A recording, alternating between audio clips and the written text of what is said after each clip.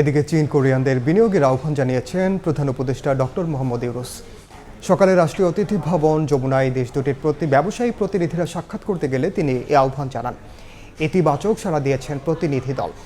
প্রথমে দেখা করেন চীনা ব্যবসায়ী প্রতিনিধিরা, তাদের নেতৃত্ব দেন মেইনল্যান্ড হেডওয়্যার হোল্ডিংস লিমিটেডের ডেপুটি ব্যবস্থাপনা পরিচালক পলিন এনকাম।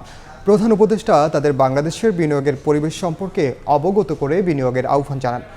একই দিন কিহাক সুংয়ের নেতৃত্বে দক্ষিণ কোরিয়ার একটি ব্যবসায়ী প্রতিনিধি দল প্রধান উপদেষ্টার সঙ্গে সাক্ষাৎ করেন।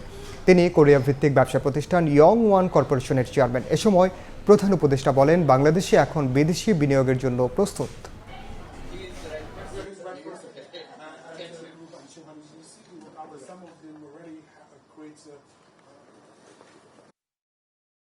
কোরিয়া থেকে যারা এসেছে প্রায় 30 জনের উপরে একটা দল, তারা গিয়েছিলেন প্রধান উপদেষ্টার সাথে মিটিং করার জন্য।